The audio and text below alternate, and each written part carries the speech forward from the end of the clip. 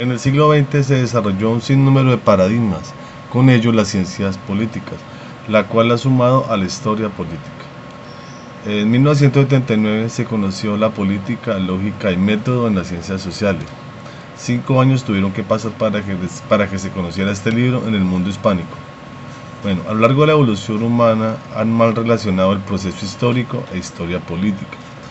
Para dejar claro el tema, se dice que por historia política se entendía la historia de la polis, es decir, la historia de la ciudad, estado y sus ciudadanos. Según el autor, el libro se hizo con el fin de comprender la política y que para entenderla son importantes y necesarias las investigaciones empíricas. El libro es un manual de procedimientos para la ciencia política y de gran utilidad para abordar la historia política. En él recomienda que los proyectos políticos y sociales deben tener una investigación empírica que les fundamente todas las advertencias y afirmaciones teóricas, y son el resultado de su investigación sobre los partidos y sistema de partidos. Este libro explica de manera metodológica por qué hay partidos políticos y cómo se conforman los sistemas de partidos. Esta investigación parte de un estudio clásico del origen de los partidos en los países desarrollados. El texto direcciona el sentido de entender las razones de no conseguirse la estructuración en determinados países de un sistema pluralista de partidos capaz de afrontar los retos de la evolución política de los pueblos. El autor afirma que una comunidad política sin partidos no puede manejar una sociedad politizada. Un sistema de partidos reconoce el diseño e institucionaliza la oposición. Con la evolución política de la sociedad, Gramsci plantea la importancia de articular tres elementos dentro del partido. Individuos que se sometan a una disciplina partidaria. En caso que no haya, prevalecerá la dispersión y la anulación recíproca. 2. Elemento de conexión capaz y un conjunto de fuerzas. 3. Un articulador de los dos primeros elementos, ya que los alinee física, moral e intelectualmente. Con la articulación de estos elementos, la organización partidaria tendría mayor vigor a cualquier intento de destrucción por la fuerza o coerción. Gramsci clasifica el partido político de dos formas: una progresiva, la cual sería la medida en que su organización funcione democráticamente en lo interno y externo, y regresiva es cuando el partido político esté sometido a un centralismo burocrático. En este caso se convertirá en ejecutor de tareas corrientes. Para el autor, la burocracia representa una fuerza conservadora, peligrosa, encubre un régimen de partidos de la peor especie, que actúa ocultamente y sin control. La cultura y la práctica de la microhistoria. Gress da su punto de vista desde la antropología y de la necesidad de una descripción densa, etnográfica y precisa,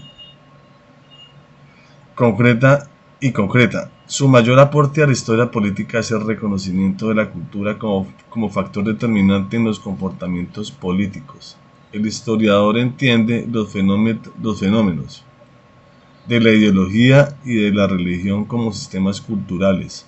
Es decir, una cosa es dónde nacen las ideas, y otra en lo que se convierten al ser trasladadas a otras latitudes. Pues eso pasa con la política en nuestro país, la tomamos desde otro punto de vista, desde otro nacimiento, que nació en otro país y la hemos tomado. Bueno, así fue como la historia política se fue articulando con las evoluciones de las demás ciencias humanas, en una circulación de ideas donde historiadores de lo político pueden extraer métodos y procedimientos. La microhistoria busca consolidarse por conceptos fluidos y una clasificación no tan rígida de lo que constituye lo social y cultural. La historia política del siglo XXI de nuestro tiempo hace grandes esfuerzos para diferenciarse en la historiografía, ya que se escribe teniendo en cuenta los avances más importantes de la historiografía de los últimos tiempos.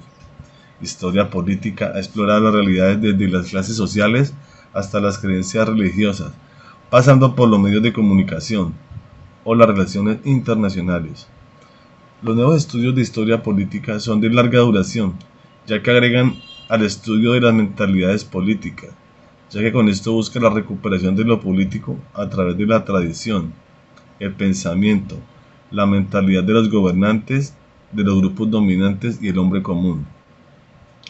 Uno de los anhelos del historiador del siglo XX era poner en práctica la interdisciplinariedad, ya que ahí convergen las teorías sociales de la sociología, el derecho público, la psicología social, el psicoanálisis, lingüística, la matemática, la cartografía y las ciencias políticas, la filosofía política. De todas las mencionadas se han tomado conceptos, técnicas